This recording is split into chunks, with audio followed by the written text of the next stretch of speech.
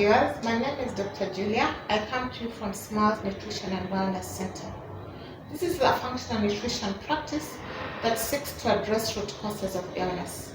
When we address root causes of illness, we are able to prevent new chronic illnesses, reverse or cure pre-existing chronic illnesses, prevent susceptibility to infections, manage our body weight, and delay premature aging. Today, I want to talk to you about the most beneficial dietary habits that we can easily adopt to achieve the best health outcomes. Welcome. The objectives of these habits are multiple, and they include: number one, we want you to have your proteins, carbohydrates, and fats in the appropriate amounts. Number two, we want to address what we call micronutrient deficiencies. And these are deficiencies of minerals, vitamins, and phytonutrients. Number three, we want to help you balance your hormones, because now we know a lot of hormonal imbalances underlie quite a number of chronic diseases we are seeing these days. We also want to improve your gut health. The gut has what we call the microbiome, or the gut bacteria, that affects our health to a very large extent.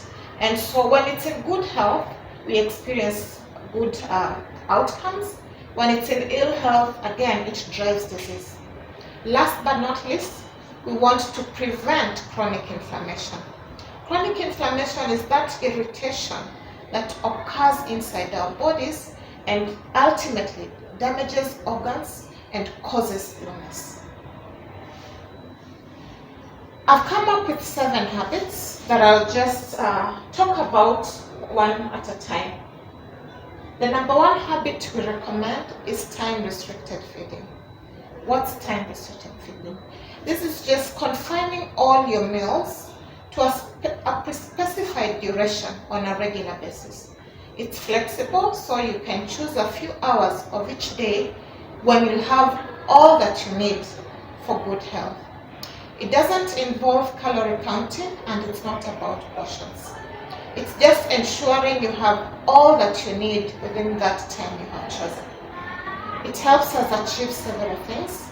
It helps us to manage our body weight and also control our blood sugar levels. When we control our blood sugar levels, we achieve several things. We are able to control the levels of the hormone called insulin in our body. Insulin is the hormone that helps us to store energy in the form of glycogen and fat. If we are constantly eating, we tend to produce insulin a lot, and we tend to grow fat, and especially in the midsection, and also to accumulate fat in the muscles. Time-restricted feeding ensures that we are not constantly producing insulin, and so we are not constantly accumulating weight. The number 2 habit I would recommend is choosing for unrefined carbohydrates in the place of refined carbohydrates, or even better, going ketogenic altogether. This has multiple benefits. Every time we refine carbohydrates, number 1, we damage the fiber. And every time we damage fiber, carbohydrates will tend to release sugar very fast in our bodies. And this is not very healthy, whether you're diabetic or not. The body does well when it has regular sugar amounts and not shocked from excess consumption of refined carbohydrates. Every time we use a lot of flour or any other form of refined carbohydrate, like juices, alcohol, and so forth, we tend to produce the hormone insulin in excess. And eventually, when this happens over and over again, we develop what we call insulin resistance. Now, insulin resistance precedes a number of illnesses we see these days beyond diabetes. Most times when we hear of insulin resistance, we think of diabetes, but many more illnesses also usually are associated with insulin resistance. Number 2, when we refine carbohydrates, sometimes we remove important parts of the food that have minerals, vitamins, and phytonutrients. And anytime we consume a refined carbohydrate without the accompanying minerals, vitamins, and phytonutrients, we end up in trouble. Why is this so? These other nutrients that we call non-caloric nutrients are meant to assist our body extract energy from the carbohydrate. And in their absence, the body is not efficiently able to extract this energy. And anytime organs fall short of the energy they need to carry out the various functions, usually they will malfunction. And when they malfunction, they acquire disease, because some of the ways the body will try to compensate this malfunction is by damaging some of the cells and even causing death of parts of the organs in order to make whatever little that's available kind of suffice for its needs. Number 3, anytime we refine carbohydrates, as I said, we damage the fiber. And anytime we damage the fiber and have very concentrated foods, we tend to constipate on these foods. So our bowel movements kind of slow down and we end up with a lot of gut trouble. So you want your unrefined carbohydrate to improve your gut health, improve your bowel movements. Additionally, the gut bacteria, which are the bacteria we all have in our bodies that help us do many other small functions in the gut, depend on fiber for food. So anytime you crush it, you're taking away their food, and so they end up starving. Alternatively, you tend to grow forms of bacteria that are not very beneficial to the body. The third habit I'd like to talk about is the consumption of legumes on a daily basis. Legumes include beans, lentils, green grams, and so forth. The benefits that come with legumes are immense. Number 1, legumes have soluble and insoluble fiber. This helps to clean up the gut. It helps to regulate our blood sugar levels. This fiber provides food for our gut bacteria. Other benefits legumes have to offer, they help us to control our hormones. And these include legumes such as soybeans, lentils, chickpeas. They do so because they have weak hormones called phytoestrogens. And these benefits are for both males and females. Anytime we eat phytoestrogens, they come into our body and lock out the effects of harmful hormones that either we have in our own bodies, making them ourselves, or hormones we may acquire from other things such as toxins from pesticides and so forth. So you want to regularly balance your hormones by eating legumes. The fourth habit I'll talk about is adopting a rainbow of colors in your choice of foods. So when you're planning your meals, your fruits, your vegetables, your berries, your legumes and grains, you want to have the colors of the rainbow in them. And this includes red, yellow, green, orange, blue or purple, white or tan. There are several benefits that come with rainbows, the rainbow colors, and nutritionally we call these phytonutrients. Phytonutrients act at the level of our DNA, making our DNA suppress inflammation. And so our DNA tends to send healthy signals anytime it comes into contact with phytonutrients. Secondly, phytonutrients play a big role in pain control.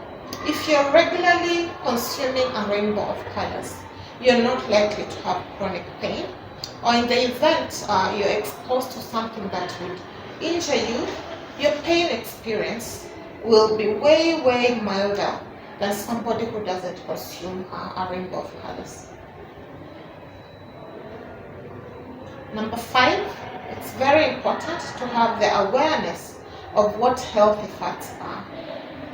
You want to know what harmful fats are so that you can avoid them. Healthy fats, we get these mainly from seeds and nuts, and preferably eaten whole. Of course, sometimes we extract the oils, and through extraction, some methods of extraction are healthy, others are not. You want to avoid highly refined oils such as corn oil, canola oil, and sunflower oil, because those are highly refined.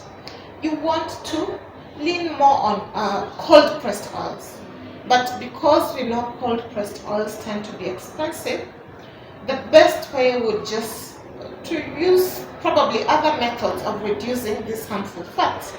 For instance, reducing your frying methods,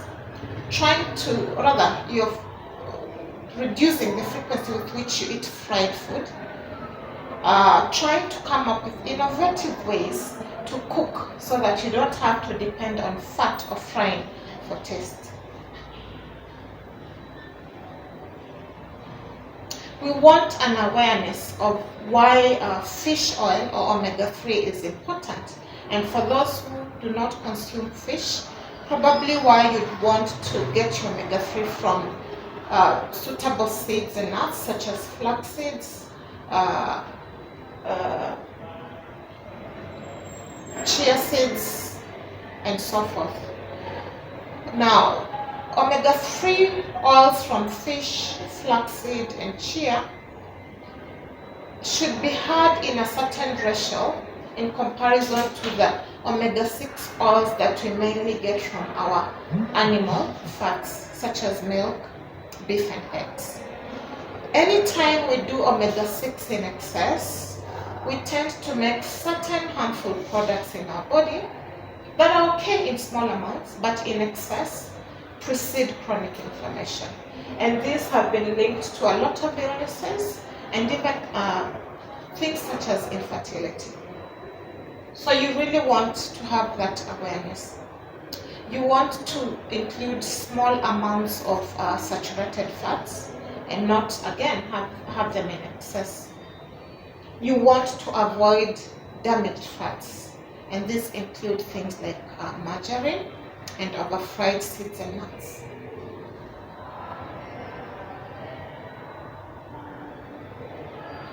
Number 6 habit, I would encourage all of us to incorporate spices in our foods. And these are naturally occurring spices. I'm talking about ginger, garlic, turmeric, coriander, cumin, and so forth. Spices are very, very beneficial in small amounts.